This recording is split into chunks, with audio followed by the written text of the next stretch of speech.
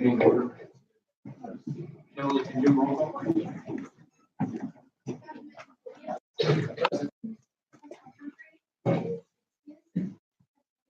Here. Here. Present. Councilman Shipley. Here. Vice Mayor Mears. Here. I'd like to invite Dan Morton for the invitation.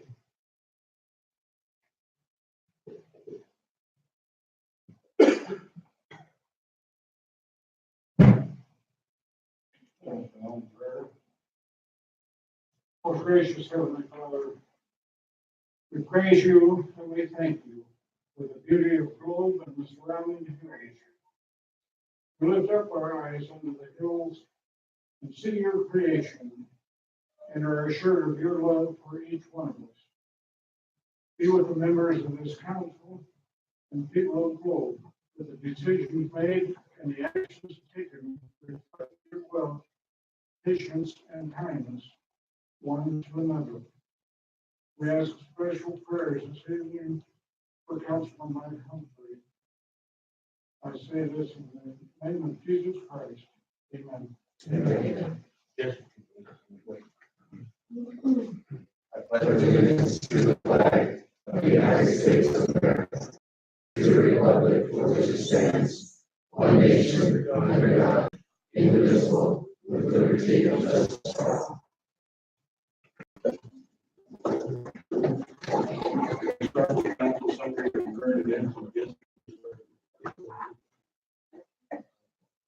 did get to attend a parent finance meeting, and the numbers were in for the home store. They did happily say that it was the same amount of people as last year. So I want to see what we can do to grow that. That'd be awesome. And I want to thank Jerry's group for getting out there and the situation problems. They did a great job. Good job. So thank you. That's all I have. Thank you. The Carver Valley Youth Club, which used to be the Boys and Girls Club, is going to be hosting an open mic night, Thursday night from 5:30. I think neighbors, they're going to have their food truck out there, so it'd be fun, family friendly. So come sing a song or share a poem or whatever it is that you would like to share. So come on out and enjoy. And it'll be at the Knights of Columbus Hall, which is out headed towards the casino on the right hand side. Ready? Thank you, Mayor. A couple things. I attended the Center for the Arts board meeting in the past. It's been a few weeks now, but some things are moving forward with the center. The board has decided to create some committees for various actions. I don't need to name them all, but just so you know, the committees created, I believe, are going to be able to help shape and construct a stable board and a stable center moving forward. We're talking about everything from job descriptions to opportunities for revenue generating events. And so I just want everybody to know that the new board that has been elected was really making some good strides to recover and prosper moving forward. The other thing is I had an opportunity, I was glad to be invited to I don't even know if it's going to be here. It's the event called the First Graders that come to City Hall and you know what that is? Yeah, that was the field trip from Copper Rim where they came and did a mock session of council and a couple of little ones, and I gave you a piece of their money. Yes, they did. So, these were first graders. It's a great opportunity to engage with them. Not only did they come to council chambers and we talked about what it's like to be on the dais and in the audience and addressing your council about your concerns or gratitude complaints or even some of the things that you really like. So I was really privileged to hear by a little girl. We practiced, your name, where you live, and what your complaint is. And so the school was really, really good. I mean, we used that podium there, so the mic you can see was very bottom. She's talking like this, and She says, my name is so-and-so, and I was there again, how do you make candy?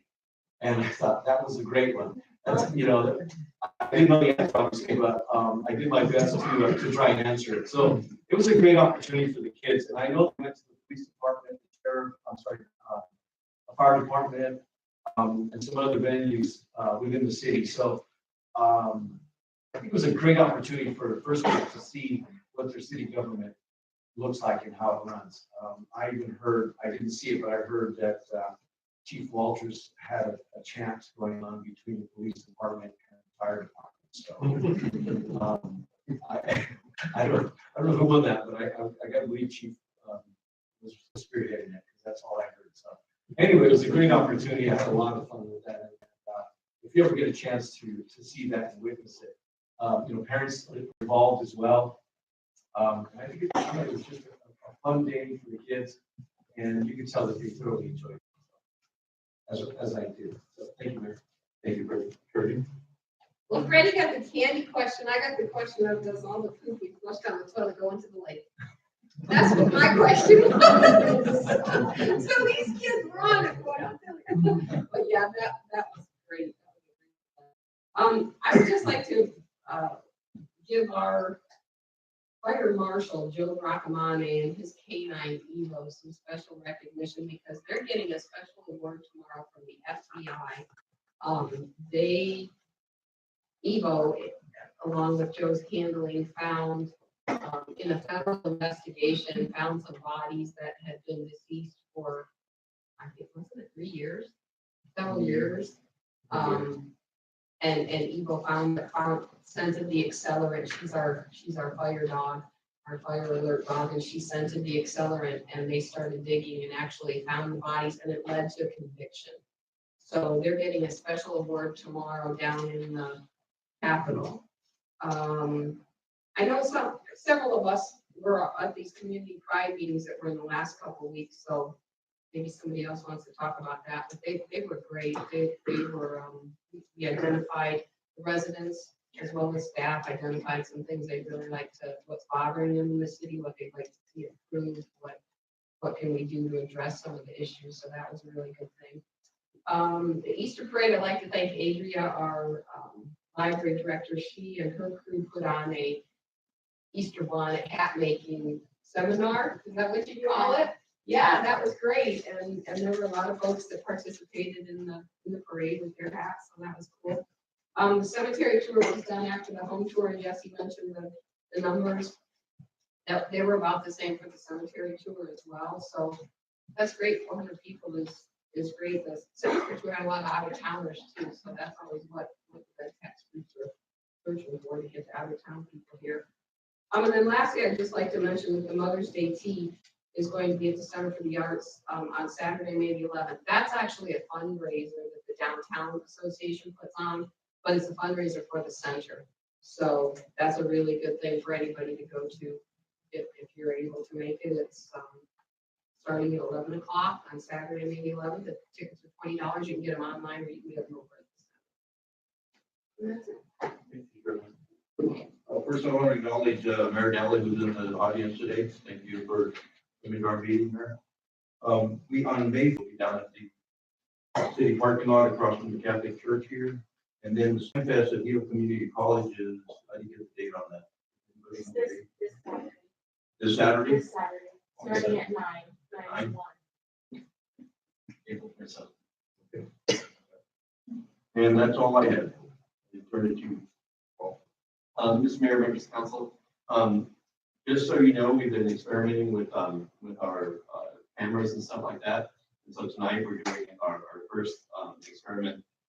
It's available only to staff and councils on email for the live stream. And so there is the ability right now, we're testing it with a few people to actually watch it live. And Andy's back there actually maybe yourself on the screen. So just so you know, I was thinking about what Councilman Rios was saying about getting the kids to come to council. If you can just get one person to come to council, find the room, figure out where to park, figure out where to sit, figure out what time, how do we need to how to follow along. You can get over that one hump, they're so much more likely to come back the second, third, fourth time when they see that. Get the kids here to come to council, know where that is. I mean, I would encourage everybody just to drag a friend to council. You know, it's just, once you start getting that bug, it gets good. I think when people are watching on TV, then they get more comfortable and hopefully come down here and share, because it's more than just, let's say, activity. It is a community meeting. I'm really proud that we're having these events and we're trying to do live feed. It helps just that sense of transparency. I move on to rabbits. Rabbits were on the platter for issues for me this week. Luckily they were live.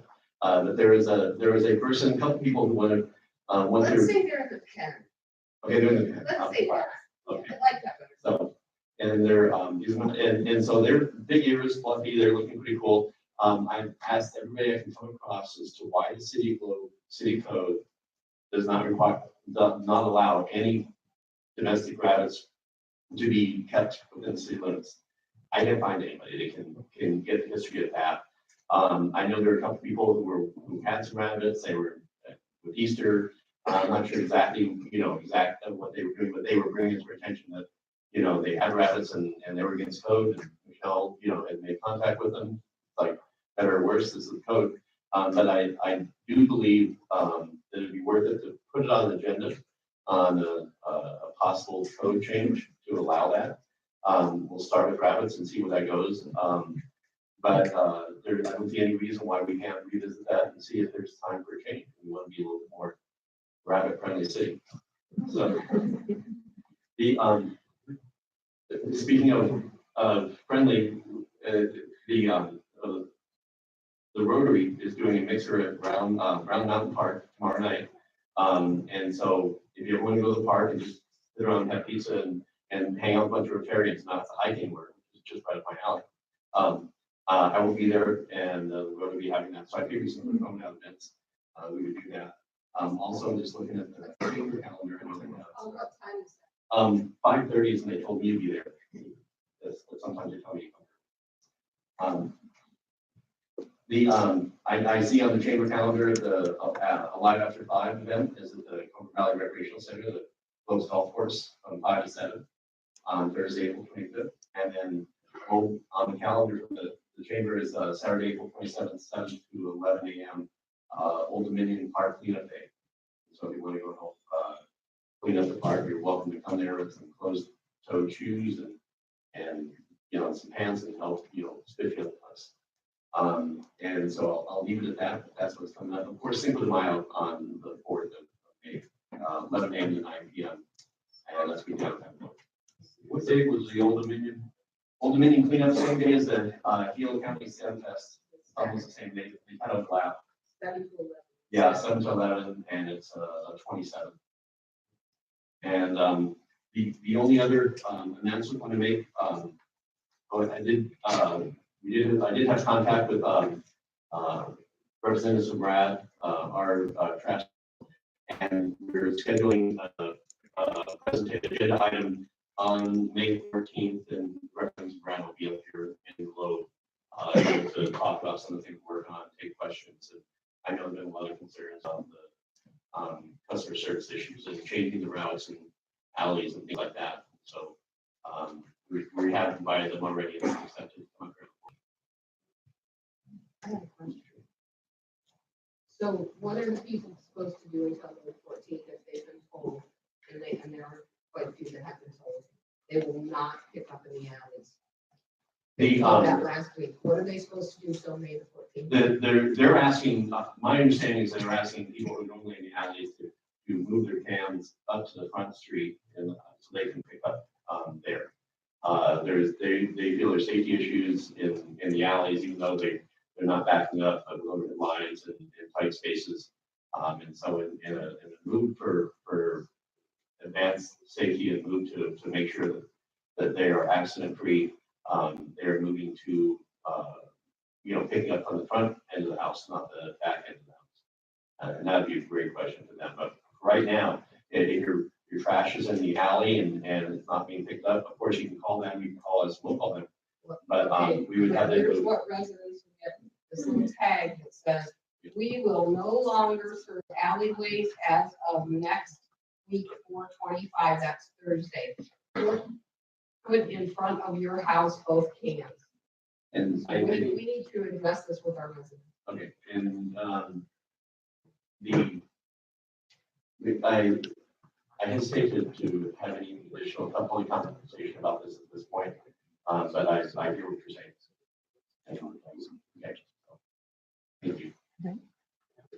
We go to community call to the public. At this time, any citizen desiring to speak on a matter for the public comment to members of the city council. Comments are limited to 3 minutes per person.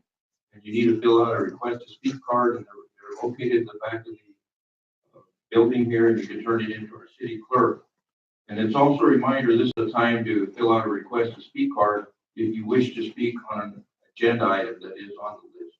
So you can fill that out this time and turn it in. You'll have the opportunity to speak during that item. Do you have any?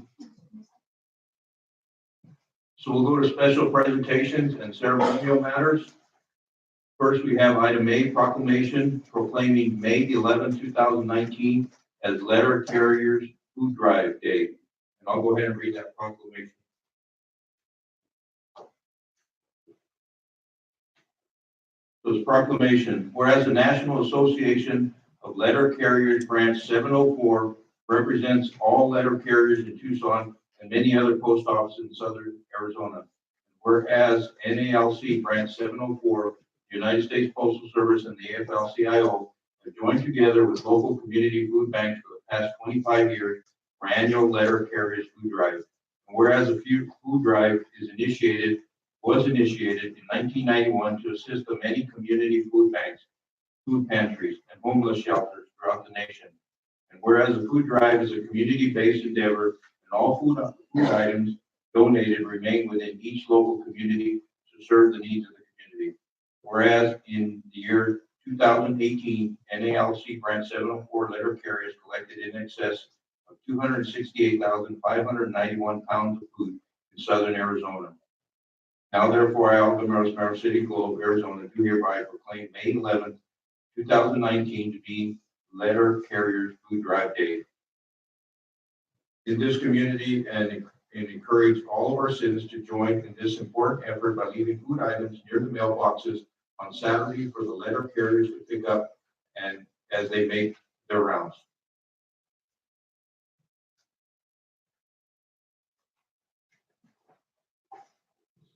Next, we go to item B, presentation of proposed changes to the procurement code. Paul. Mr. Mayor, members of council, Jeannie and I are going to do a tag team presentation here. And the beauty is, I didn't tell her which side she's doing it on that. So, they're yours. Okay, look at which ones are yours. So. But and I need the little. I see it. There it is. Okay. So, Mr. Mayor, members of council, this came out of a conversations that we've had with individual members of council and discussions about our procurement codes and the need to update it and modernize it a little bit. And so this is a presentation to see where council is on a couple of issues with this. And so we'll go through there and cover a number of issues and then kind of get your temperature at the end as to if you're willing to direct staff to go forward with some or all of these changes. So on the first slide is Jeannie's. Okay. So the goal of the city's procurement code to provide oversight and accountability in the expenditure of taxpayer dollars. Obtain the highest quality goods and services while receiving the best value for city funds. And maintain the fair and equitable treatment of all vendors. So why change the code right now? I think that staff has seen over time that we've ended up with some efficiency and expediency issues. Globe is a lot of projects going forward, and everybody I've asked about when we last modified the code. I think 2 years ago we modified it under my leadership to put some safeguards in there. I think in 2015, the two very low level amounts, 500 was moved to 1,000 and 1,000 moved to 1,500. Other than that, we can't find much history of any major changes to it. So we're trying to make sure that government efficiency and expediency, clarification of the policy in order to gain consistency in implementation. Our code is silent on a lot of areas, and we've been doing things because that's how we know they need to be done. But I think it's time that we quantify those or codify those into our code so there's not variances in interpretation on the right way and the wrong way to do it. If we all agree to one way to do it, we should lock that in. Adaptation put in the law to fit the realities of Globe. There are some things that I think we can do now that kind of help make procurement and Globe. Globe is a different animal than a lot of places, and we're trying to, where we can within the law, make it Globe friendly. And then the adjustment for the inflation. We looked this up, and in 1989, if you had the value in 1989 of $25,000, that value now would be equal to $51,000 in 2019. So it's grown, and so our purchasing power has decreased. Right. So where in 1989, 25,000 would get you what is now valued at 50,000. And so we're trying to adjust those to our realities because of this massive, well, not massive inflation, but 105% over 30 years. So. Okay, purchasing requirements. And they can be. Go ahead. I was going to say these are the levels that we want you to explain. These are the levels of how not intense, but what the requirements are to go through to buy something. The big stuff has heavy requirements, little stuff has light requirements, and this is kind of a laundry list of the different requirements. Okay, so the smaller amount of up to $1,000, we can just purchase that on the marketplace prevailing price. As the dollars start going higher on our list of thresholds, we have to get 3 verbal quotes and city manager approval. And then we go to 3 informal documented quotes on the city requisition form. The next level takes it to defined specifications and 3 formal written bids on city request for quote form. And then finally, when we exceed our current $25,000 threshold, we have to go to formal competitive sealed bidding, which requires public solicitation, advertising in newspaper for 2 weeks, and then meetings, depending on what the project is. If it's a construction project, you have to have a mandatory pre-con. All of these things take a long time. It easily takes 8 to 10 weeks to turn around from the time you put a project out to bid to the time you're ready to. So this shows those marker points as to when the purchasing requirements get a little bit more structured, okay, without the dollar amounts. And so now we're going to go to what we have currently. So our current purchasing levels in our city code is anything under 1,000 to 2,500 verbal quotes, 2,500 to 25,000 for formal bids, which requires maybe something in writing. And then anything, excuse me, over 25,000 be the formal competitive sales bids with public notification. And so now this is what Jeannie and I sat down and we worked on, and after looking at many codes and as a starting point for discussion. And then also this doesn't reflect where council approval is. Council approval levels is a different topic than with a threshold and where the procurement process increases complexity. So this is what we're starting as a proposal. Yes, so assuming budget capacity. Changes we would like you to consider: under $1,500 open marketplace prevailing price, $1,500 to $5,000, 3 verbal quotes with the finance director and the city manager approval. 5,000 to 25,000, 3 informal documented quotes on our city requisition form / purchase order form and city manager approval. and 3 formal written bids on city request for quote form. This would require council approval and consent. Over $50,000 formal competitive sealed bidding, public notification. So it's adjusted for inflation to where that heavy duty competitive bid that takes that time, and then breaks up the thresholds, below that. What we're looking at actually on the 1,500, 5,000 is make sure the directors are aware of that and the city manager. And I think it would be the same thing, 5,000, 25,000, make sure that the directors, we assume on the higher level, that the finance director, department directors, everybody's gonna make sure we have budget capacity. There's a lot of checks in there. But I think on that, at 1,500 to 5,000, we have 3 verbal quotes. There'll be everybody be looking at that to make sure those verbal quotes are proper, appropriate, and done in compliance with the goals of treat everyone equal, best quality for best value, and make sure it's fair to the vendors. So that's our underlying baseline. Whatever we do, we want to comply with those 3 initial goals. So council purchasing improvement requirements. In our code, it already says that prior approval is required by law. If anywhere in our code or in the state law, we have to do it. We have to do it. Any purchase needing fund transfer from contingency or from department to department. Like, within a department, you can move money around. If you're moving it from department to department, you need that. So if you got to move money, it's got to come to council anyway. We retain, and this is where it is now, and this is where it will remain. Any purchase over 25,000 still requires council approval.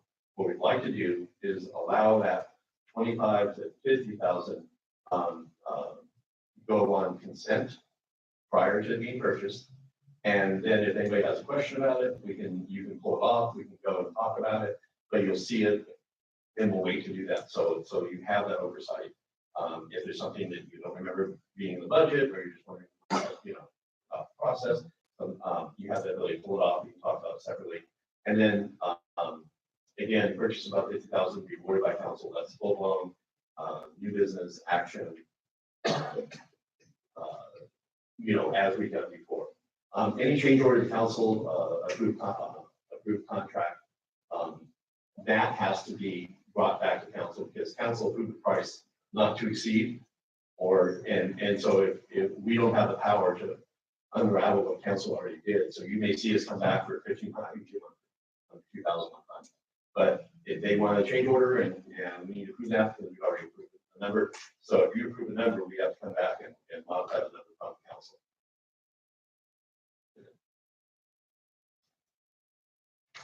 So contracts and council approval, 4 types of contracts, goods and services, professional services, construction related, and contract agreement for cooperative contracts. Just so you know, there are different types of contracts that we have that we use and go through. All contracts going before council must be signed. When we get into the heavy procurement, if you're going to see a contract for a purchase, they sign first. Okay.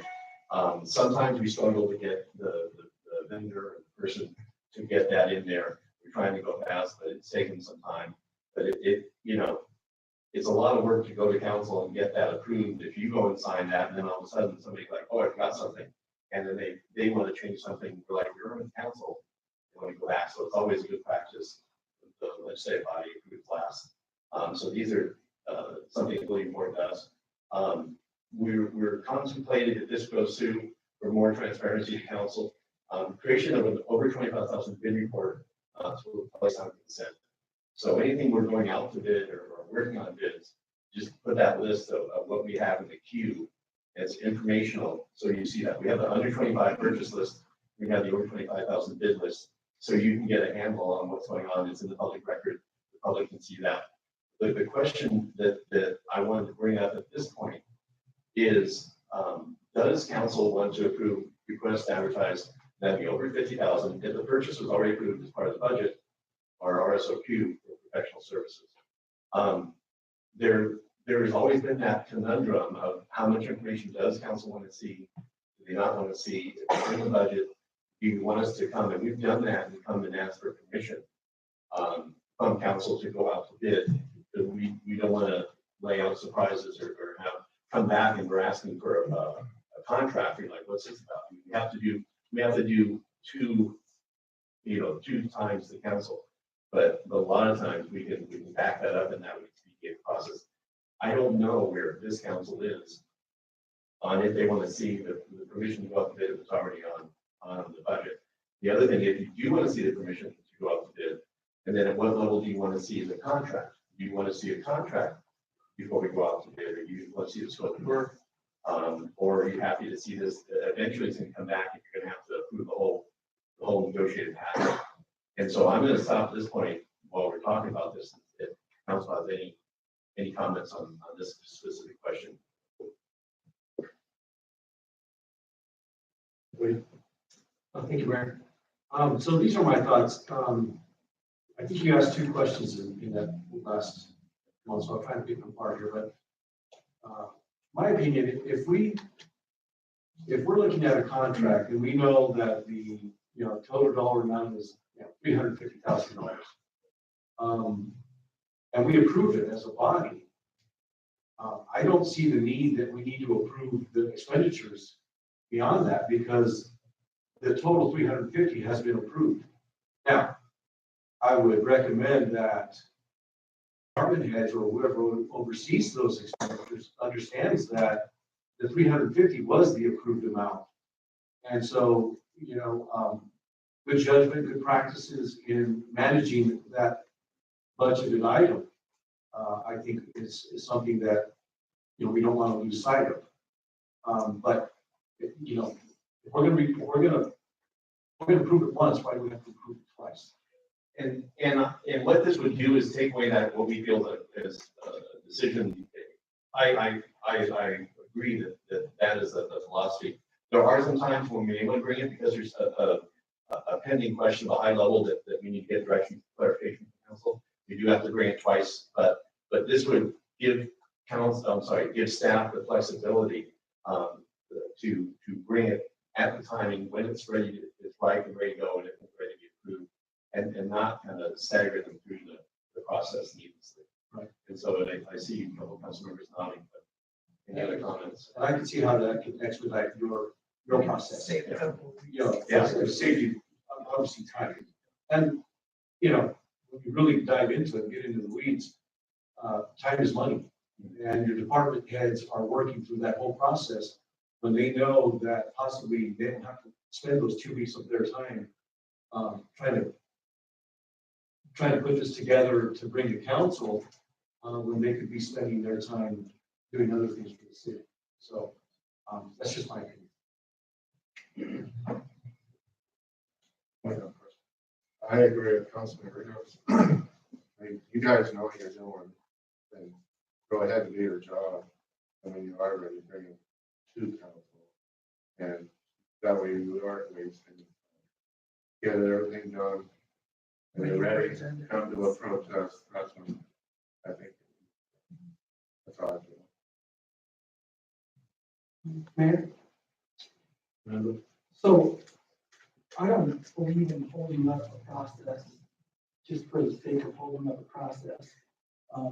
But I do believe that if a council member is interested in looking at a contract or kind of being more informed as far as what's in it or what's going on, I think we ought to have an opportunity to do that. But I don't think we should hold up the process so that we can do it in a formal setting unless it's really necessary.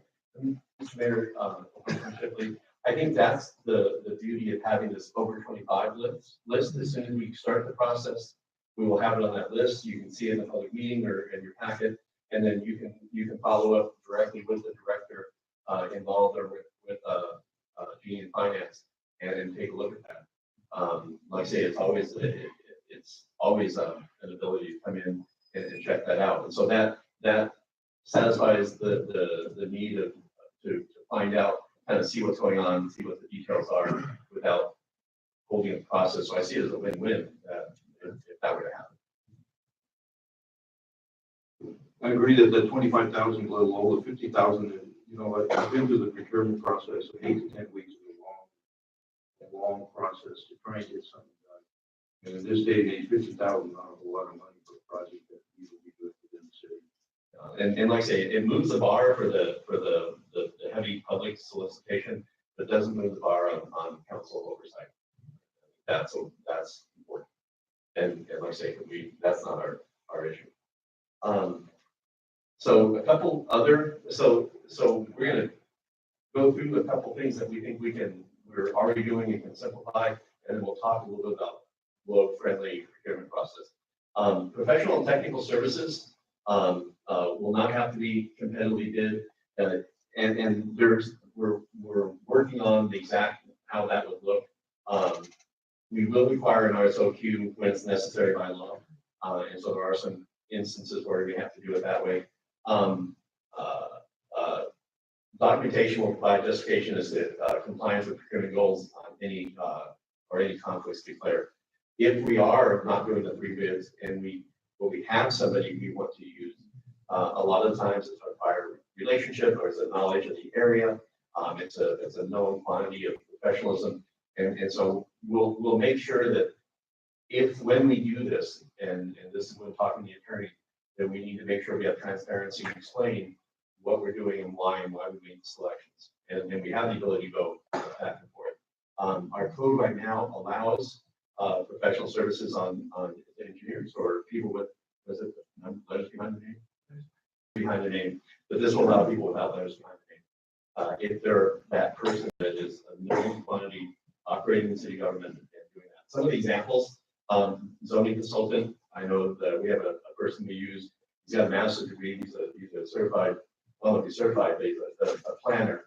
But we always question, our code is kind of unclear as to whether he would qualify for that. PD background investigator. We have people that we need to know that we need to trust the people we hire to do our investigation for PD. So those relationships and that known quantity of people who are out there. And so we know who would fit what we're doing and have those relationships. PSPRS attorney is one that we've struggled with just now. It's a contract is not that much, and these are attorneys, so another type of professional service. And then executive coaching, some specialty items that we use.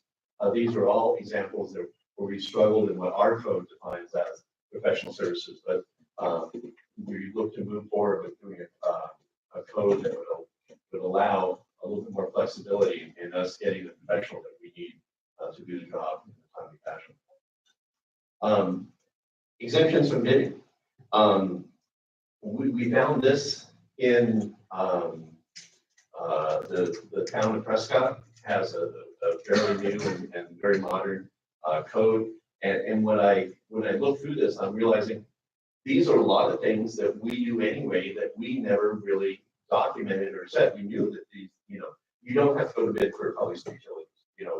If we're going to pay APS, we don't have to, bid for anybody else who's going out there. But this kind of clarifies. Some of these are different, but just going through the list. Number one, the insurance and bonds. Procurement funded by grants, donations, or gifts when the conditions of the grant require that you use a certain person. And we knew we kind of had to do that, but we want to see our code reflect that. Works, Jeannie and I had fun with this one. Works of art, entertainment, or performance. And Jeannie, when she was county, do you want to tell the story? I had to get a free written for rodeo So Paul compared that, do we have to get free quotes for the band? Yeah, so, because, it's like, well, this guy's got this band, this kind of country, this one kind of rock and roll, this one's a little, kind of Mohawks, it happens to happen. So, we kind of know our audience. So these are things that I think we did anyway, but we need to clarify that. Although, I think they have a time college, so we have that. The membership dues, convention, training, travel arrangements.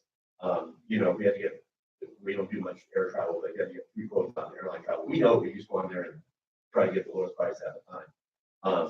Advertising, magazine, newspaper, other media, that's where you're kind of taking advantage of the moment.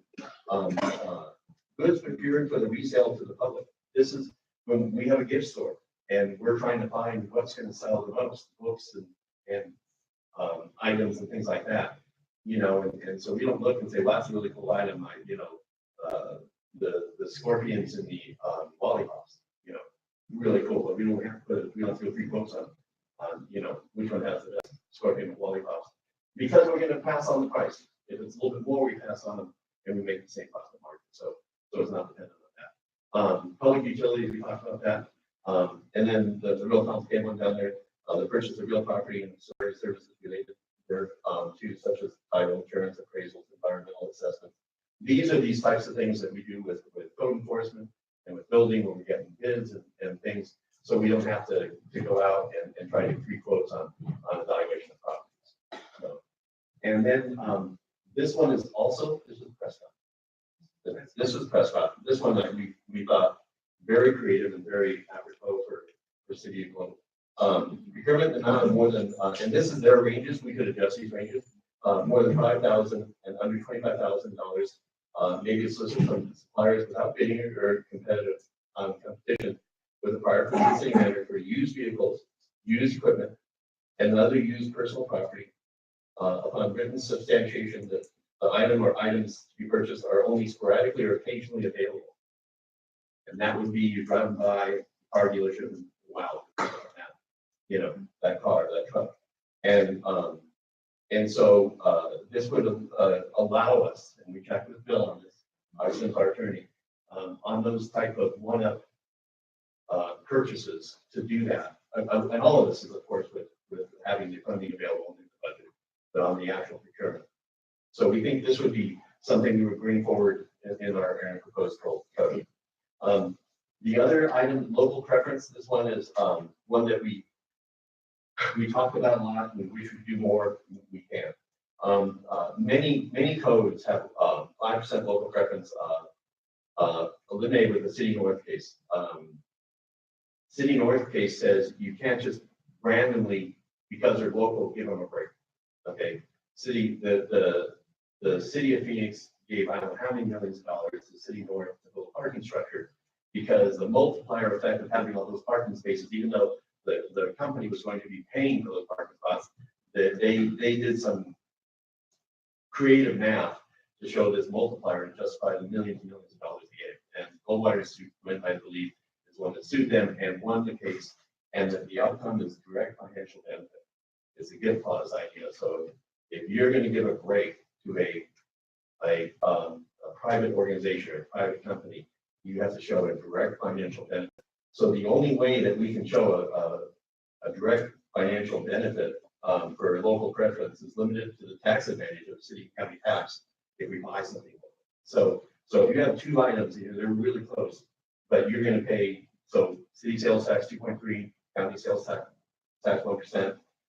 If you're going to pay, you know, just $15 more on a purchase of $25,000, I didn't do the math on it, but you can give that gap as credit because the money you pay to that dealership will be re-injected directly back into our TPT income, and we can credit that. We would do that $150,000 because it gets complicated if you have a $3 million contract and they're trying to say they're local and not. It gets messy. I think Bill Sims liked the idea of keeping that under $50,000. You get the heavy duty contractual work, even that can get messy. Then the other thing we talked about, prior relationships, knowledge, and experiences can be used to justify procurement value, but must be clearly documented. Again, when we use the person that we use for helping with our zoning code and things like that, he's done work with private individuals in Globe. He's done work for the city of Globe before. He knows the regulations, he knows the players, he knows the property. You talk about addresses, and so there's a value in hiring him because he or she doesn't have to get back up to speed, doesn't have to relearn this, doesn't have to read the home book. And so there's those kind of benefits that we have to document it. We have to clearly show why they're getting that preference. But in certain ways, we're going to build that factor and trying to, and that doesn't necessarily mean it's a local person. This person that we use for zoning comes out of the valley, but he's done so much work for so many people around here that it saves us money in the long run. But it's a benefit, a financial benefit to the city because he can jump on it really quick. Can I ask a question real quick? Sure. So I understand that you're trying to eliminate this as a written policy, but I do believe it's been a written policy 10% advantage for local businesses. It is in there now and I would never use it. The council is not required to take the lowest bid. It's just not required. I mean, it makes sense that you would do that. But ultimately the council gets to decide who gets to bid, right? In certain circumstances. Council does have to take the lowest, most responsible qualified bid. Our code also refers to state code, and that is state code that you have to do that. But again, it has to meet all of those requirements. You could have someone that has a lower price, but they aren't qualified to do the work, so no, you wouldn't have to take that. But you do have to take the lowest, most responsive qualified bid. Responsive meaning that they have responded to the bid docs and your specifications, per your specifications and per your bid docs. And so you do have to have a very tight scope, so you make sure that you're clear as to what your expectations are and everybody's on board of what the requirements are. And so that you make sure that someone's not underbidding it because they're gonna do something differently. But on these types of procurements, it is bottom line. I'm really having a hard time buying that one. So you're saying that you have to take the lowest bid? We can buy the part and say. Yeah, we operate under the umbrella of state procurement, and that's in state procurement. So we have Bobby over here who has a spotty track record, or we're not so sure he's competent enough to handle it. Also, if it says you can do it, he will do it. And then you have a guy over here that's proven track record, knows what he's doing, he's got the manpower and the skill and the equipment. And you're telling me I have to take this guy because he was the lowest bid? On a bid over $50,000. Phrase first, you said it's not competent. Well, how do you prove that? But you're gonna end up in court trying to prove whether or not they're competent. Well, there's a number of ways to do it. You vet bids, you check their contractors' licenses. Past performance complaints. We would look into that and. We vet all the bids, we check all of the contractors' licenses, we look at the registrar of contractors' website. And that'll tell you if there have been complaints, you check with the Arizona Corporation Commission. And, we vetted it as good as we can. We ask for references, we contact those references, we ask for if there's question, and that would be where you would, if you have somebody that, we call up history references, and it's like, oh my gosh, that matters. We can take that. Rarely would somebody list a reference. If you give them that one. Well, but that's happened. you can have, you'd be I surprised. listed up. Part of the document, it's part of the bid package. But number one, we have to follow the law. And that is our bottom line, is we're on many levels, and it's frustrating at many levels sometimes. Where law and what we see sometimes is common sense, and we try to fit that in and make sure that we can, are not forced by law to do something that's, doesn't make rational sense or anything like that. But there are methods, especially in the over 50,000, we built this heavy duty process, and we sit on a panel, we do interviews, we call references, we know questions to ask. It's you can determine that and rank them. So there's multiple ways, and that's why I'm glad that Jeannie because she is tough.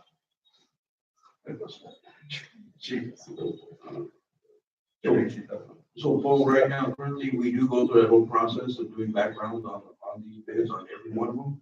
On the larger. On the larger bids, we actually have like a 5-page document. It's all ready. It's, did they include their copy of their contractor's license? Did they sign the bid form? Did they include the list of references? Did you check their license against the registrar of contractors? So we have quite a process that we follow through. It's one that, But then we do call the references. yes. Yeah, and it's a process that I did learn at the county, and it's something that's been done for years and years. So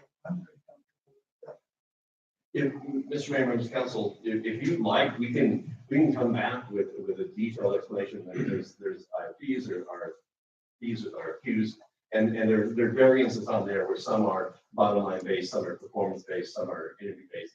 And it's probably something that, you know, we can get into and explain much clearer and show where the variances are. And then show where we're straddled by state code. But if that's not we should be happy to kind of run through that explanation. I don't think you need to come back with a presentation, that's my opinion. If you just email it or send it to us, and we can study that document instead of coming through a full presentation on what you actually do. That's okay with me, I just have a hard time swallowing this. Ready? Thank you, Mayor. Do we have, say, a bidders list that we have on file? Like say, we go through the procurement, we go through all the fact finding, we go through all the proof of insurance, and then now they're placed on a bidders list, like an approved city bidders list. And so now, this is more of a question, okay? And now, once they're on that bidders list, the follow-up, if they happen to bid on a project, the follow-up is not so great because we've already done the work on the front end. The majority of, yeah, you still would check their contract. Sure. But, what I have done in the past is I'll have a bidders list for a specific trade. You know, if we want to do some road work, then I'll have a list of the contractors that we have sent bid documents to in the past, contractors that we have worked with on road projects in the past, all of the construction magazines and websites. So, you know, the more you can get it out there and the more response you can get in, then the better you're doing at your job of fiduciary responsibility. And I found that, you know, I get a really good response when I put the effort into it. You just have to put the effort into it to indicate the document. Yeah, well, it sounds like, you know, because we're required for one, by state, you know, all the legwork that has to be done. Instead of just doing it at the time of the bid, we do that work on the front end. And now when the bids come in, whether it's for construction, whether it's for electrical, roofing, whatever it might be, now we have that list available. That's what, you know, we as a staff have already approved.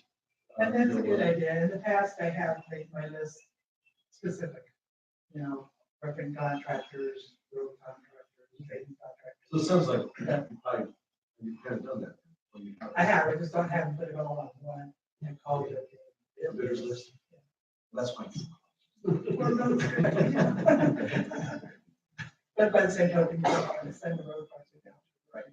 Okay. And Judy, you made a list of people that we email out when we do have a bid. Yes, And, and then that's also as part of doing our due diligence. When we email these things out, we do it as a blind copy so that we can print out and have proof that we sent this document to all of these different companies. So that when bids do come in, we know to tell you, we sent it to 7 contractors, we responded. So I know that there's a state procurement list of like people that are companies that are already approved, so you don't have to go out to bid. Are any of those ever contractors or what kind of We businesses use are on there? cooperative contracts often. very easy. Yeah, and it's much quicker than what going through our whole process. It saves the city time and money because the other cities have already spent money to do this process. And so that's where I think he listed the 4 types of contracts, that contract agreement form. It's a 1-page document. We run by our attorney, the city or state contracts that we want to piggyback off, right? Sorry, that distracted me.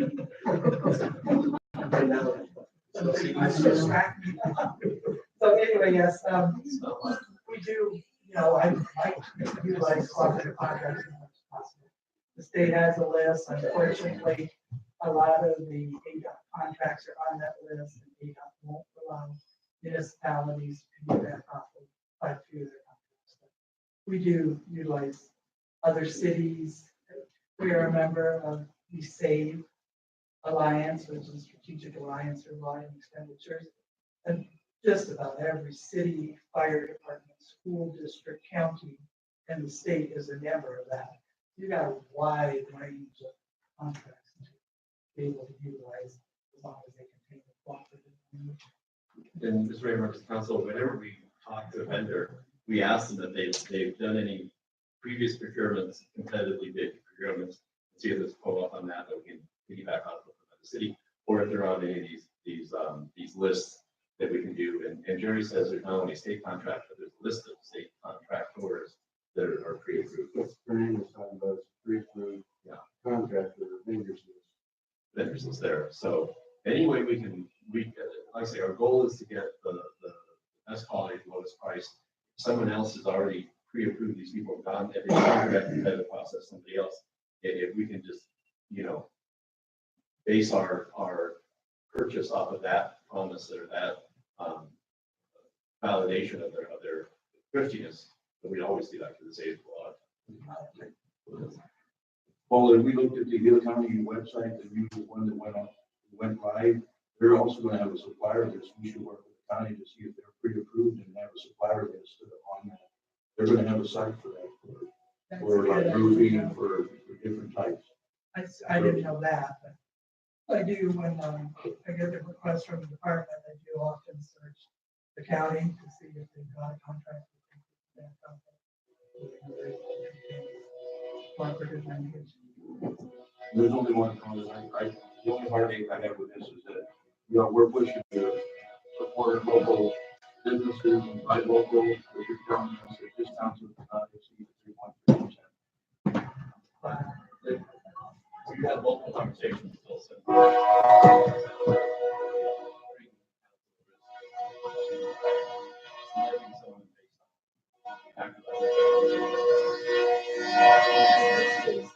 Has been fought in the court of law on one. Right, because of the This city north case. Yes. And what they did was they tried to validate this extra funding that the city of Phoenix did, saying there was a secondary value as for buying local, for having this there. Education reduced to a private individual. And so if we were to say, well, yeah, it's a $7,000 contract and you're $1,500 more, but you're local, and we think that when you're going to come do this job, and then you're going to pay your employees, and you go up gas, and then that'll put somebody else to work, and maybe some buy lunch and all that. Those are all these secondary impacts that we know happen, but you can't measure those. We can measure directly the amount of sales tax on the contract. So what constitutes a direct financial benefit? Something we can measure, like we know that if we buy something from a dealership here, we know what the sales tax rate, and they're going to pay that back, and we're going to get that. It's So this North case was millions of dollars. yes. It was a big, this includes even the less than $50,000. Well, This was millions of dollars. They don't make that. They don't. A lot of people, a lot of codes have this lower level, trying to avoid the lawyer institute suing them. But the concept of paying more for something just because they live in your city, they still find that a violation of the Constitution to get lost, no matter what the scale. Okay, so my question is this an attorney's take or is this state law? Does the state law say you cannot give a 5% local preference? No, the state, if you were sued and you went to court, the precedents on this case would be used by the attorney attacking, suing the city to say, this is proven before, and you would most likely lose in a court of law because it's already precedents that in Arizona. But you might win. That you might win. I don't know what attorney they could hire that would not know this case, and what judge would just go. It was such a big deal. Everybody knows. In the city world, yeah, you might win, but we need to. We can't operate on, we can't operate on, let's try to fly under the radar. And, you know, and let's try to up or down and hope no one notices. If we can't do that, that's not, just is not advisable. So. And believe me, there are people out there, there are organizations, anti-tax groups that look for those types of things. And there was, I mean, someone was telling me about a group of people, all the clerks I can talk about, that were coming to the city and filming members trying to confront city staff and then filming them and trying to get them to react so they can sue them. I mean, the ADH, the American Disability people go around and try to set traps for city to sue. There is lots of different ways that they try to. We looked at the deep pockets, and so we open that door to having a public practice of giving preferences to people in the city just because they live in the city, not because it's a better deal for the taxpayer money. You know, and we would most likely get sued. But I can't say for sure. I don't recommend it. But and so not changing from that subject, I'm going to go with this slide, which I call reality is a globe. These are just some conversations that we've had. Travel costs versus economy of scale. A lot of people believe that when we did something, the local people are going to not have to do travel costs, not have to do overnight per diem, or anything like that. And so they may come in lower. But we can't be sure of that because some people operate economy of scale and they can run a crew up and run a crew back and still bid lower because of that. A large organization might be able to save the taxpayers some dollars on whatever they're doing just because of their scope and their scale. And so we can't guarantee that. The it's apples to apples. We always have to be very careful to make sure that it's apples to apples bid. And a lot of times that frustrates people because we have to get down in the weeds sometimes. Documented price is not just a number. There have been instances here where city staff has been attacked because, well, I had this guy who said he'd do it for such and such, and we should have just done that. And it's like they got to go through the process. They got to formalize that bid. And they have to document it. Vendor requirements frustrate small vendors. This is, I mean, that's just a fact of life in all entities. Formal sealed bids through the city clerk office. People, it is harder to do business with a city than to do business with other private organizations, except for Arizona Law. No judge. I agree. So, but I mean, and you know, but if you're a private company here and you just want to hire a plumber, you can, you know, for a big plumbing job, you can call somebody you trust and know and take care. We have to go through because it's not our money, because we have a responsibility to get the best value. So we have to make sure the quality is there. That we have to make sure that it's fair, that we treat everybody fair. Those goals in the front of this presentation require that we hold people to a higher standard because we are a government. Our bottom line is public value, not profit. To get the most, every penny we save on any contract is a penny we can use someplace else to benefit the people. Contract stipulations and requirements. I know a lot of local vendors get frustrated with these, you know, they're doing a simple, you know, $17,000 job and we have a 60-page contract that they have to read through, and there's mainly a boilerplate and it's all pretty safe, but they're intimidated by that and they don't like that, and so we hear about it. Submission requirements to RFP or RSQ. You got a sealed bid in an envelope, has to be delivered to push off the binding on certain dates. You know, they're for fairness to treat everybody the same, to make sure that this is done equally. Those things frustrate vendors, big and small, local and non-local, but a lot of times that you hear that from that local. But the perception that the pyramid runs price up. Every instance you can tell me that if we didn't have this complexity to do all this stuff, we would have saved X amount of money.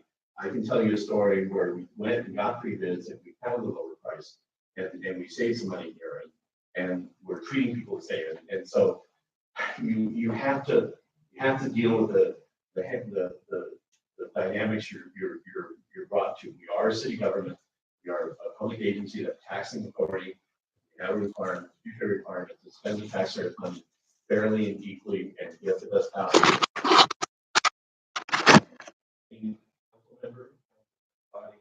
staff member, city manager's opinion, we have to do it, treat everybody the same, and then that framework. And there are times when people, if we just ran out and, grab something off the street and have them do it real quick, maybe we could save some money, but maybe we're putting something else out. Maybe there's something else to do.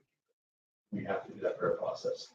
And that is the burden that government carries, and that's the responsibility of city staff to make sure that we stay within the law, we are fair, we find the best value for the highest quality.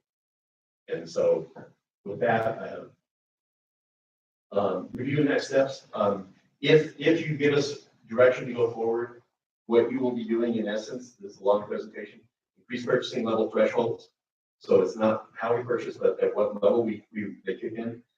We will maintain council oversight of approval requirements. Identify existing exceptions like the gifts at the bench. Create common sense exceptions that we can. I think the used vehicle exception is something we didn't know about, but I think that's a common sense exception. Increase transparency through enhanced documentation of justification based on the goals. I think when we are not doing competitive, when we're not doing the three bids, we need to go on record, written documents that if someone comes up and says, hey, why did you hire so-and-so? I was out there, this is what I hear all the time. We need to have a way to say, this is why we went with this person, this company, this organization, so we don't get caught in that trap, where we can do it legally. And that is basically on professional contracts we talked about. And then so the next step is a draft to city attorney. We will put together a draft, he will review, and then back to council for the initial actual new item to look at the language. And so at this point, just looking for direction from the council, if there's all, none, part of this proposal to upgrade our procurement code, where does council, the body, feel that it falls? So we good with moving 50,000 on the heavy duty procurement, and then we'll have those splits in there. Okay.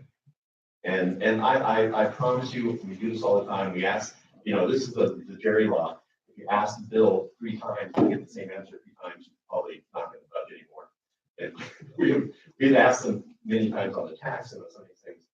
And so, but we will eke out. And Bill, we were on the phone call with Bill today, and Bill's like, but you got to be careful. And I'm like, yeah, we got to. So we try to. We don't want to be so tightly structured that we don't have some flexibility, but we don't want to expose the city to potential liability, potential lawsuits, or being the criticism that we're playing favorites, that we're picking and choosing our friends or people that we know or people that we have relationships with. And that's what we want to be careful.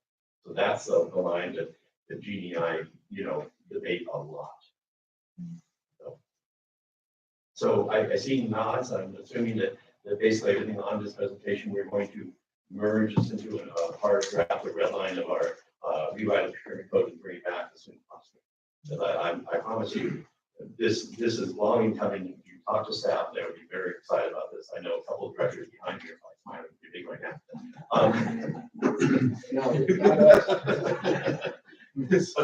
So the proof is in the pudding, and so we will move forward. Mayor, Well, just one last comment, just back on local buy local, is you get somebody that we're at a disadvantage with our contractors here, our bidders, because if they come to the valley, they got an opportunity to see lower prices for the material. They don't buy it here, they buy it out there. Local inject that money, that indirect money, back into materials that they buy in our community. So we should take that into account also. but legally we can't. Says the lawyer or says the law? Says the precedents, like the court cases that have happened in Arizona. In the contracts that you write a future contract, so much has to be bought. Yes. So then at that point, then it would be indirect, correct?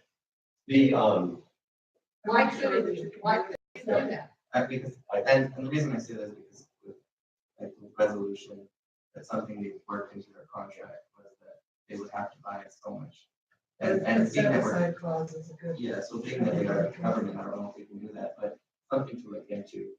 And in regards to what the mayor said with the county's website, you know, the resolution has local contractors as well on it. We'll go check into that. Thank you. Thank you. Next, you go to consent calendar. Matters listed on the consent calendar are considered to be routine and will be enacted by one motion and one vote. Public hearing items are designated with an asterisk. Prior to consideration of the consent agenda, the mayor will ask whether a member of the public wishes to remove a public hearing item for separate consideration. Members of the council and or staff may remove any item for separate consideration. Item A, consideration of waiver of section 2-4-10A prior discussion rule to allow action on the balance of the consent agenda. Accounts payable, $280,972.09. Consideration of approval of council minutes. Strategic Council retreat minutes, February 6, 2019. Consideration of agreements and purchases less than $25,000. Considerations of issued building permits as of April 18, 2019. Consideration of fleet report. And consideration to approve special event liquor license for the Democrats of Eagle Valley on May 10, 2019. Do we have anybody from the public, the staff, or the council that wishes to remove any of these items? I move that we approve the consent. Second. We have a motion and a second to approve consent. Any further discussion? All those in favor signify. Any opposed? Any abstaining? Motion passes.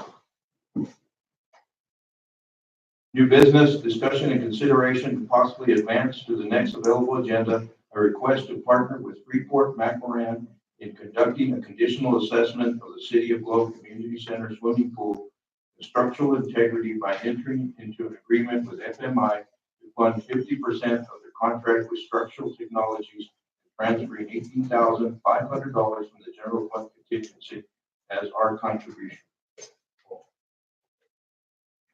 Mr. Mayor, members of the council. So at the last work session, council showed its willingness and enthusiasm, I think, to see exactly what is wrong with the Globe Community Pool that was closed, I think, 4 to 5 years ago, structurally. And if it is, spend up to $20,000 into paying someone to do that. And if we knew a number, possibly looking at a certain amount of money to rebuild that structure or to do those repairs if they're affordable. And if we could afford to do that, that council would be willing to look at coming on board with total coverage of the cost of operation and maintenance. And so I think this issue is fresh in your mind. The one difference is we do have with that show of support, Freeport has come forward. Initially, and I kind of want to tell the story because there's some context beside it.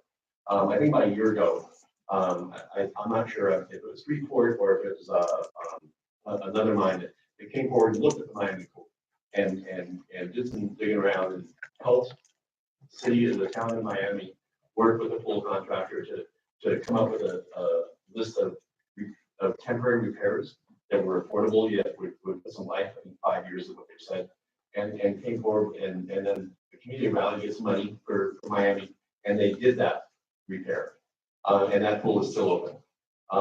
Granted, it was open when they looked at it.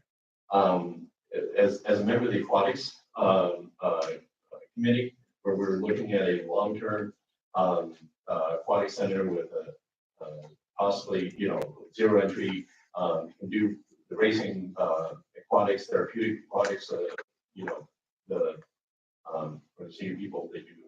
What is it called? Water Just do a demonstration. Yeah, it's like, so, luckily they're not doing yoga there. Thank you, Sonny.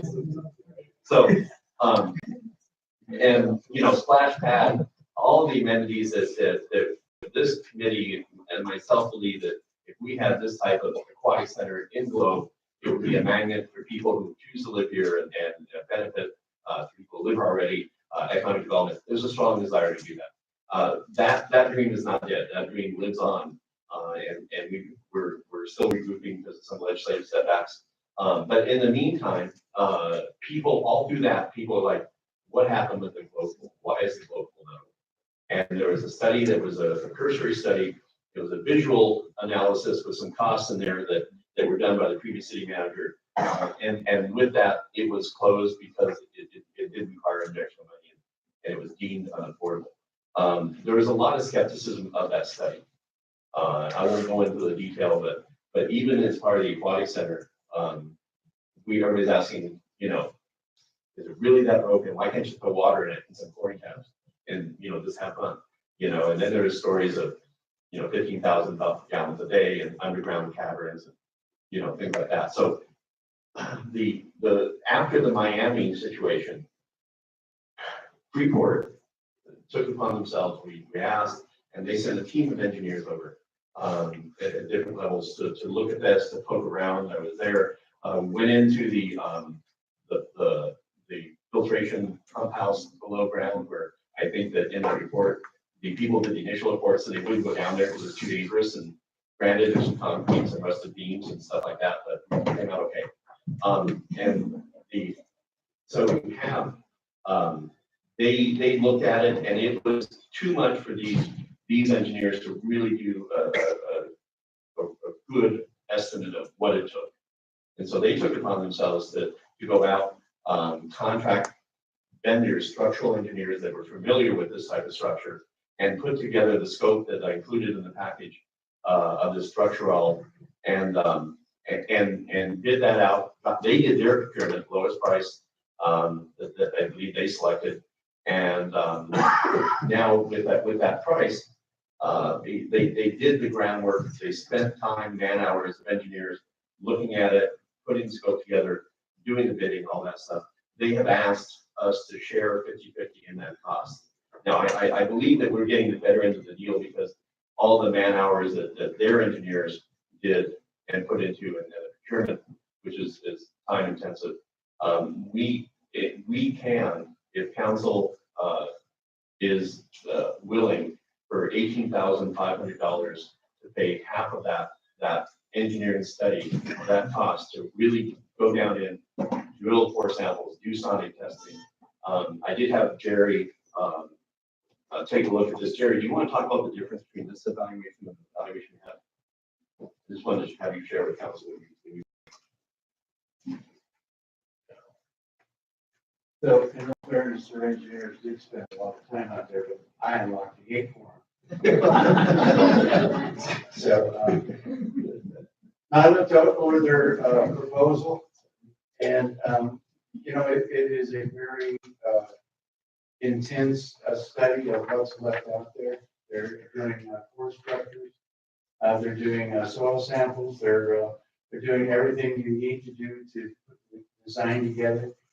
Before all of it was done, was a visual on it, and they did a monitoring on what the water loss was, which in reality, a lot of that could have been evaporation, and we never really took that into consideration. So, city staff actually drilled, and John's area, his people actually drilled, and we stuck a camera down in the core for the crack.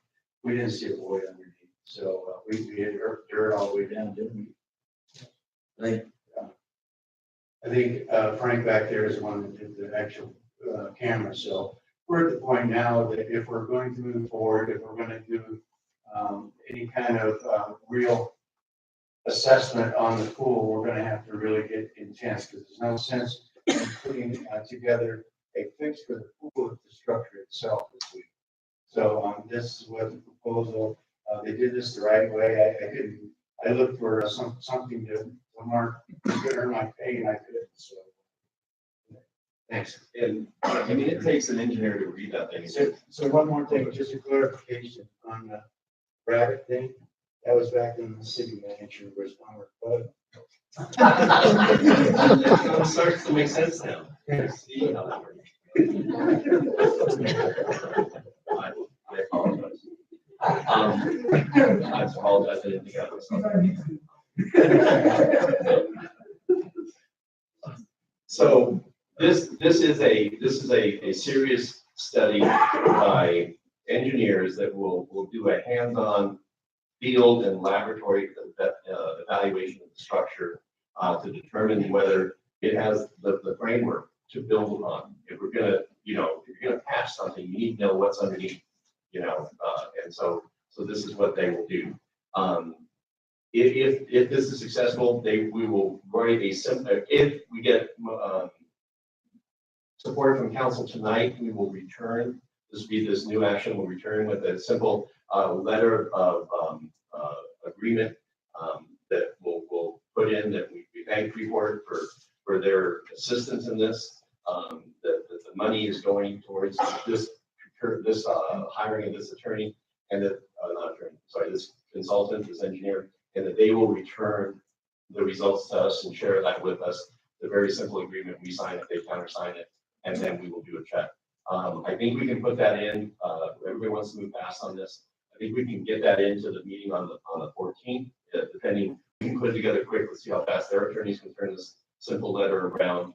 At that time, we would ask council to move from general fund contingency, the 18.5 out of there, and we would park it in a location and then use that to conclude this deal. Once we get that back, then we can know if there's a next step. And as we said before, there's a benefit to finding out if it's not fixable, if it is terminally damaged, if there are just overwhelming structural deficiencies in here, then let's make a decision what to do with the community center, not leave it as an eyesore. Let's either fix it or let's do something else with that location. And so I think that's important, and we're just kind of eyeing on that. I think it's time we make a decision. So I think everybody's familiar with this. Any questions? And if not, I'm just looking for direction, motion to return this nearest council meeting for approval. They already did it? No. Okay, all right. Got the impression that they did it, now they're just looking for half the money. So But you're looking to get half the money so that they can finish the high level assessment. No. The Freeport engineers evaluate the pool, determined they above their pay grade, they need to find somebody that. And so they've procured the engineering company, but they haven't done it. They haven't hired yet, they haven't done the work. Okay. But we are so thankful for Freeport for taking this upon themselves to go this far with it. And they're great partners. It's very, very generous of them. I just have a quick question. If I were gonna build a brand new pool that was similar to that, any idea what that number would be? Similar to that one, was that in, I think, what, 1.3? I think the study in their pricing, they were 1.3 for a total rebuild of that. But in that location, it would be very dicey because given the archaeological contents of that area, I don't think you could do today what we did 50 years ago. And the only other point I want to make is this is not in conflict. My belief as a member of the Aquatic Center, this is not in conflict with the goals of the Aquatic Center. This is a short to medium term fix for the city of Globe to put something back in utilization. I think I know for myself, and I believe this council has always supported a larger, more traditional, more deluxe, more fun, aquatic center that we could all do. I remained on the committee. I think council remains in support, and it does show we're trying to reevaluate, where the flies, but I don't think anybody's lost any heart or soul in their efforts to make a true modern aquatic center, happen in Southern Kilo County. So this is not one or the other. This is in addition to, and because there's a time, if this is a simple fix, we can get up and going fast. If the other one takes time, we get there. And we'll just play it by it comes. But I think that there's nothing wrong with looking at this while we still support the Corn Valley Regional Aquatic Center efforts. I just think this is awesome idea, like I said, in the budget work session, we owe it to our community and our youth. We at least see it in something feasible until what the center is able to.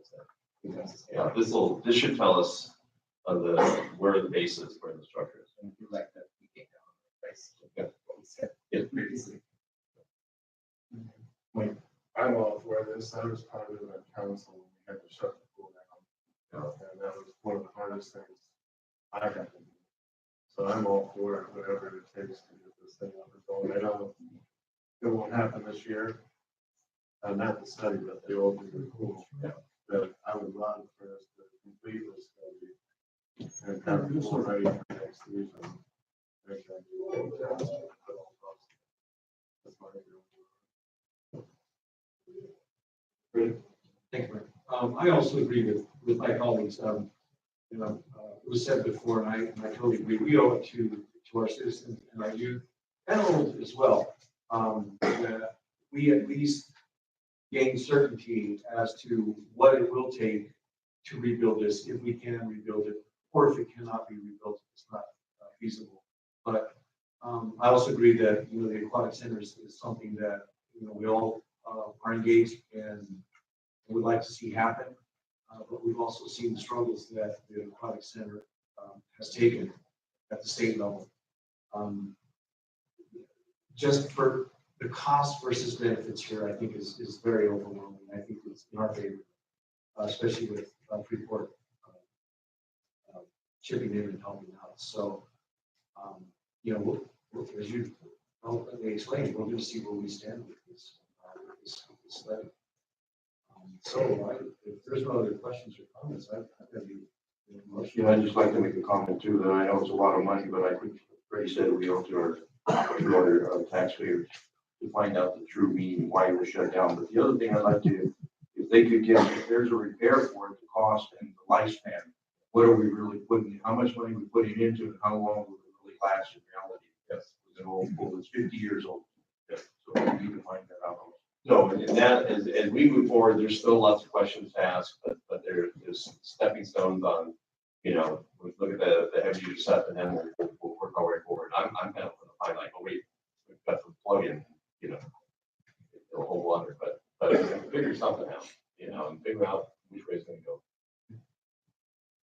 Yes, thank you. So I would make a motion that we advance to the next available agenda. The request to partner with Freeport McMoran in conducting a conditional assessment of the city of Gulf Community Center swimming pool structure integrity by entering into an agreement with FMI to fund 50% of the contract with Struck True L in technologies and transfer $18,500 for the general contingency fund 10-55-5300 as our contribution. Second. We have a motion and a second. Any further discussion? All those in favor signify. Aye. Any opposed, nay. Any abstaining? Motion passed. Thank you very much.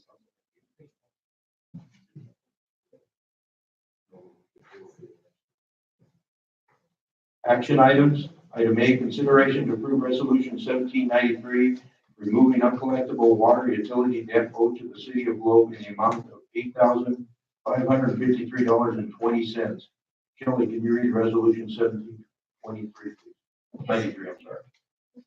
Resolution 1793. A resolution of the mayor and city council of the city of Globe, York County, Arizona, providing for treatment of certain debts owed to the city which have been deemed potentially uncollectible and removing same from the records of assets of the city of Globe and providing direction for future treatment. Could the council please read? Yes. Good evening, Mayor and Council. And that to ask for council's approval to remove this $8,550.20 from the city asset.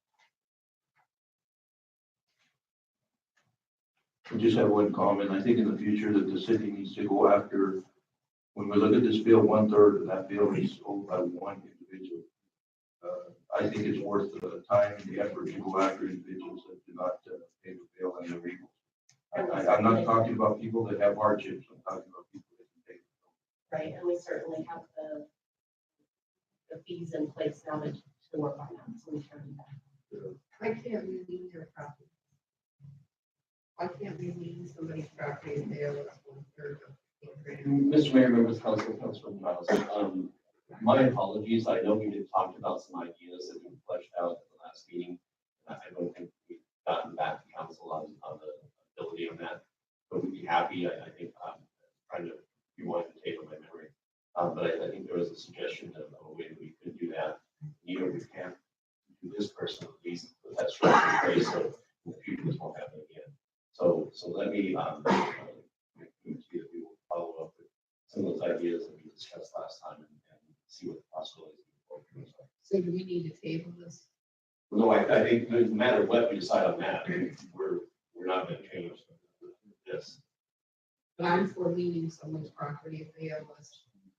And they have property that's of value and they owe us 1/3 of a grant, slap it in on their property. I do not believe in, and I'd have to check whether if we give the debt, if we still don't have the option of going after that person. In this case, he was a renter, so we couldn't lien the property because the debt is after the person that owes that debt, not the property. So we can't lien on a renter. It has to be a property owner. That's why I'm trying to specify in the summary staff report how many renters and how many owners. Separation. And what we talked about last meeting was a garnishment, not liens. So we can look into that. We've never really talked about liens. I think there's something about liening property against sewer, not water. I think that you can do it with water. I'm not so sure you can with sewer in these situations, as the one that the mayor's talking about. It's a sewer and garbage account only, there's no water on that account. So that's something that we would just have to talk to the attorney about on meaning the property, but it does have to be an owner, it can't be a renter. Previously, it's like you put plugs in place, so things like this can happen. We have the means to do that now. We had to get that fee schedule in place, and when I explained last meeting, this account that we're talking about here terminated at the same time that we put those fees into place. So we didn't have them then. We have those means now, so we can start that procedure. I think, I have one question. So, once an account has been, removed or, written off the books, and they happen to come back, we still have the ability to recover them, correct? Yes. Even though they've been written off? Yes. Okay. I just wanted to- Well, if there are no other questions or comments, I motion that we approve resolution number 1793 as presented. We have a motion and a second for approval. Any further discussion? All those in favor signify. Aye. Any opposed? Any abstaining? Motion passes. Thank you.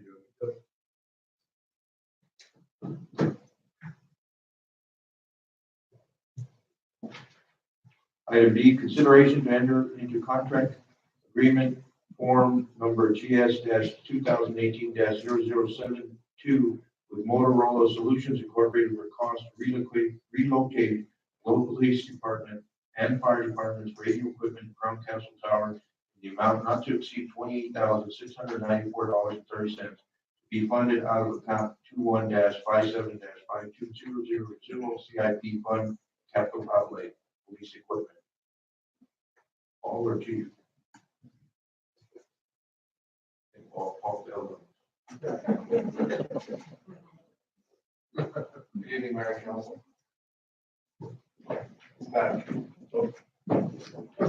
Is it your turn? No, it's Oh, I was never. Oh, I thought it was yours. I'm sorry. We had a Jody, I apologize. As you recall, Gene Martell had come forward. We invited him to help straighten out some of the tower issues and get better coverage and get better service. What we had come up with is he picked up where the previous chief had left off, designing a coverage map on the Crown Castle and Buffalo Hills, putting one antenna up there instead of the one at Arlington. We don't own anymore. Performance Engineering or Performance on the Hill. It was a private organization. This one tower is going to give hopefully much better service and coverage to PD. So it's a three-part. We had to negotiate a spot on the tower. We had to negotiate the AT&T contract to get in their case, get our repeater into that case. And then we negotiated with the Motorola to actually climb the tower and mount that for PD, and they're mounting an additional one for fire. And so the contract before you, this is built in the budget. This is not this is budgeted from last year. And this is just to pull the trigger with all of the long-term agreements in place with our rental agreement on the tower, with our rental agreement in the box, the air conditioning powered internet enabled box. That now we just have to have this company come out there physically. I know that Jerry did try to get up to the tower one time and did not make it in the Squirrel Drive, but they're going to somehow get up there, climb the tower, and mount this. It's all been engineered. It was a long haul, and this was primary achievement of Jay Martell, our contractor. He did come up to lunch, I think, last week and brief this, where he's handing the baton to PD, so they're aware of what's happening. I know Gary knows a lot about this too. If you have more technical questions, but this is the crowning achievement of finally pulling the trigger on getting this moved, and this will get a lot of the hardware off of the Arlington site that we don't no longer own part of our commitment to that. So that's a background. If there are specific comments, I'll take my help. Question? Where's Buffalo Hill? I'm sorry, I don't know where that is. The Gary? Oh, okay. Chief, is this just a repeater, or is this just an antenna, not a repeater then, right? You're just moving an antenna, or is it a repeater also? Right now, we're moving the equipment from the water tower at Arlington, so I believe it's the antenna. Well, it's a new antenna and the existing repeater.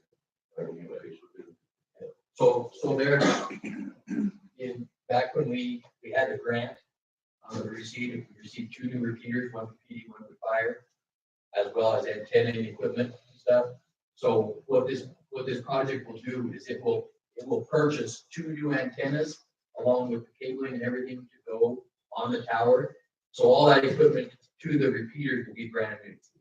The repeaters themselves are not that old, although they are reaching some serviceability, want to be looked at in the future.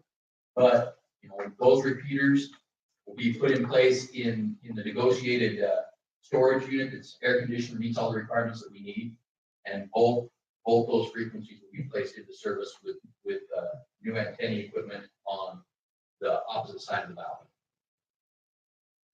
And Gary, that repeater was grant funded.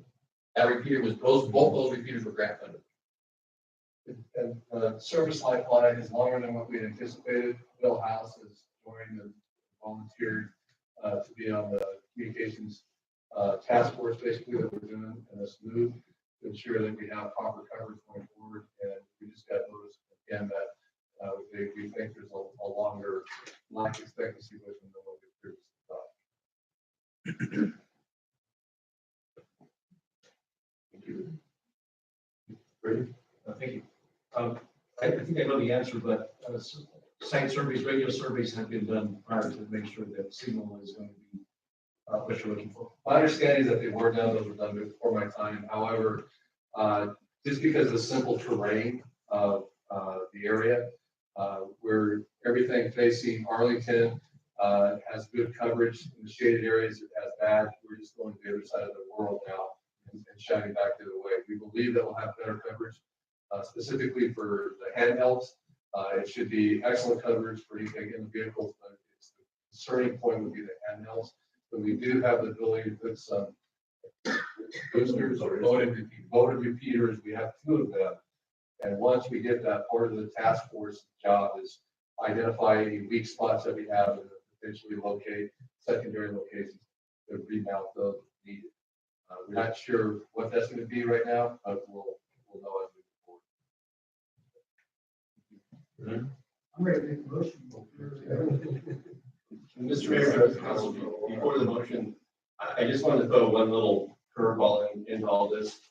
In this conversation, we did talk about the quality of the Arlington site we are pulling that out, but there still is a repeater for the SCADA system, the Public Works. And we need to get that out of there. And so there may be that we can put an antenna up on an alternative site near Arlington on our own property, using that equipment. That would cover both the SCADA repeater, and a voter if we need to. But right now, we're gonna see exactly what this looks like and then make decisions based on the actual usage of this. But we, so just so council knows, we're getting the PD antenna off the Arlington. The SCADA antenna is still there, but our long-term goal is to get our equipment off the Arizona water site as soon as we can afford to. But we have a lease, but it'd be cleaner if we just got our equipment into our own area. That's all I have. So this increases our, to the hospital to be able to, this is the area we're trying to cover, that area, Mark West.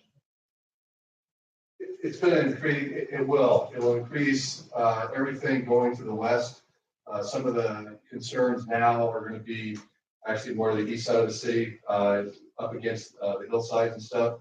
If we have to, that's, site at Arlington, actually, according to the discussions, the preliminary discussions I've had with Bill House, would be an excellent place to put another repeater, because then we're covering both facing sides. So, we think we're gonna be good, but everything on the other side of Hilltop, I mean, you can see the tower from that entire area out there, so it should be a positive for particularly FD and the service calls and stuff. So we're looking forward to it. We're thinking it's going to be good. Mr. Mayor, members of council, I know that Bill, who's been around a long time and knows this area, said that tower is the ultimate spot for a tower.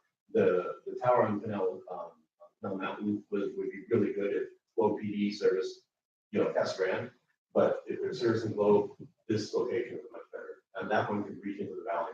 This one reaches better into our region. I move that we approve the $28,694.30 for the police fire department radio.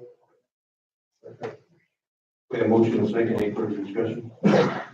All those in favor, signify by opposed, any abstaining? Motion passes. Item C, consideration to utilize the Pinal County and Cactus Operative Contract number 175923 to purchase seal coat, bottle coat, and striping services in the amount not to exceed $375,000 to be funded from account number 12-80-52200 CIP Fund Capital Outlay Street Construction. Mr. Mayor, members of council, I wanted John to come up with me because his crews went out there, so they're all getting ready for the seal coat. If we had to hire the crack ceiling and the prep that's done, we would have doubled this price.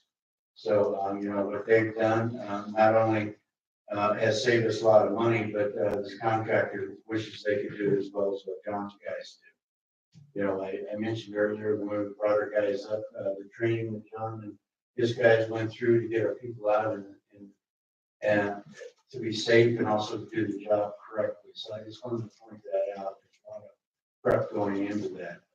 And a little bit higher than what we anticipated. There's one street that we're going to have to cut back, and of course, I'm sure in your district.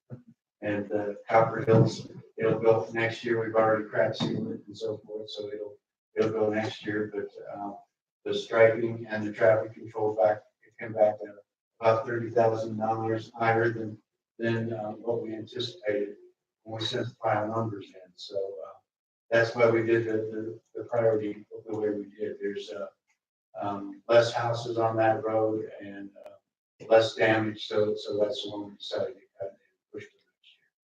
So, and you want to add anything, Jim? No, actually, one of the main things I would like to address with council, just like Gary mentioned, with the numbers that we've gone over the list multiple times, and the last road that we will be eliminating is specific home for public. We wanted to add, actually, we had rearranged a list in specific to the residents, and I guess it's some of our concerns in that area and possibly using, more asphalt and, for longevity. So that's the last adjustment that we made. That was actually the last 2 days. So in addition to the seal coats, we're also doing 12 coats on the work that we did in 2017. And, you know, so you're gonna see a lot of streets turn black here in a little bit. But in order for us to maintain a longer lifespan on these roads, we have to maintain them. And that means crack sealing to keep the water out. And that means putting a fall coat on them to rejuvenate the asphalt as well. I learned it somewhere. But we hope to take the life cycle on these roads from 15 years up to about 35. So as long as we keep this fall coat going in, the crack sealing going on these, we can prolong the life cycle on these. This is how you get from a failing road infrastructure back on top. So you do some mill and fills every year. You maintain what you have out there, and eventually we'll get there. We give an asphalt presentation where we had a 6-year plan. We think we're on track.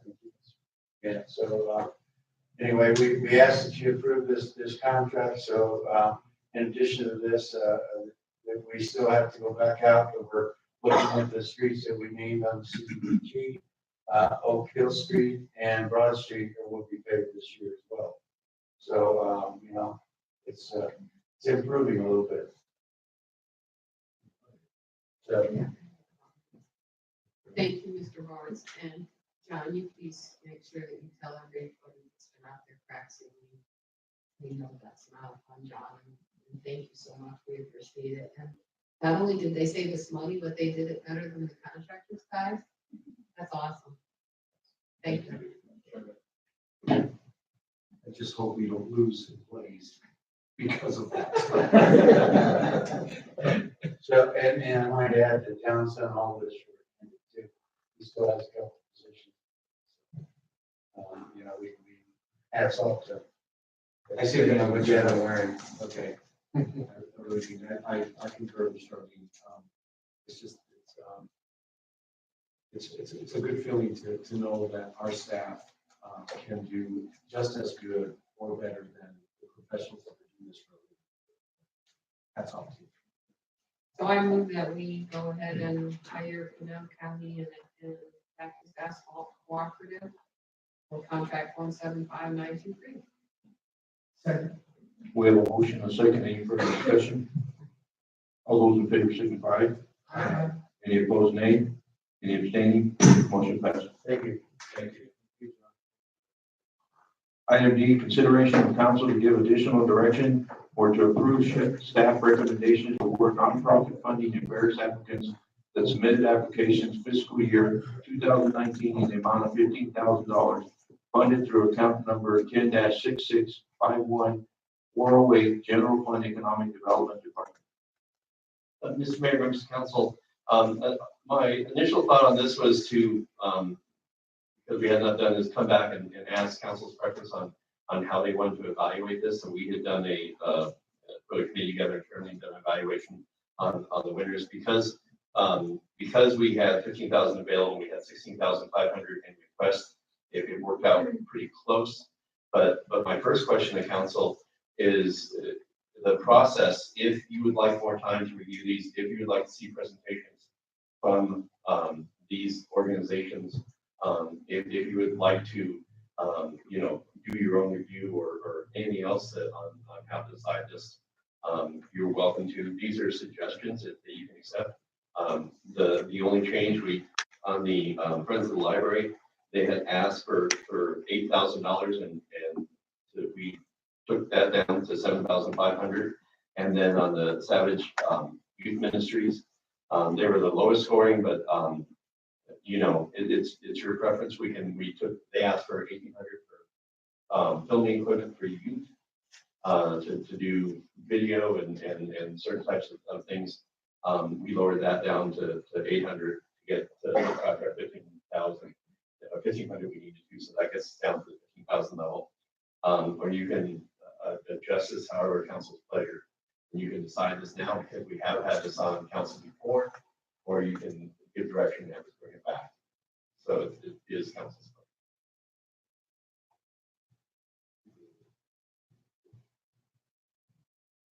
With the agenda review. So Mr. Mayor, members of council, then just simply a motion to approve the recommendations by staff on, or the motion I think we have in there. I think you have to read it as well. There's no more questions or comments. I motion to approve non-funding amount of 15,000. The following applicants, Pensacola Public Library, 7,500. Now Mountain Lions Foundation Incorporated, 4,000. Bella Regional Medical Center Foundation, 1,000. The County Historical Society Museum, 1,700. And Salvage Roof Ministries Incorporated, $800. We have a motion and a second. Any further discussion? All those in favor signify. Any abstaining, nay? Any abstention? Stacy. I love that. Motion passes. Thank you, Mayor. Thank you. We have a second call to the public. Cards. Scheduling of meetings. Future agenda items. Mr. Mayor, members of council, just to reiterate, we will bring the rabbits back. When you bring the rabbits and you add the chickens, because they are, but I was in City Hall that day that this gentleman came in to get his permit for 3 chickens. Why are we charging him $50 for a permit to have 3 chickens? Because I think it's 5 chickens and it's 5 years, and we did the math by if the 5 hens, one. I don't know, I think we need to cover the actual cost. That's what I said. And so let's combine this. I think we'll bring that whole segment of code that was in, I think, out, and which covers chickens, hens, rabbits, and goats, and the lambs. But we'll bring that whole item and cut it broadly enough to allow different variations of that and the fees involved, the process. I think some of the things we need to worry about is breeding and sale, but we can wrap that into a larger agenda on alternative pets. Yeah, I asked Chris that day about it, but he didn't understand why we charge $50 either. So it's only $50 one time for 5 years. So I think we really need to look at it. Did we pass by future agenda items? That leads us where we're at right now. Yes. And just, Mr. Mayor, Councilman Tiles,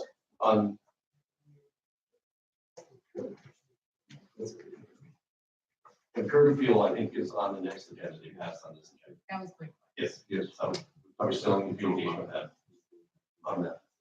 So.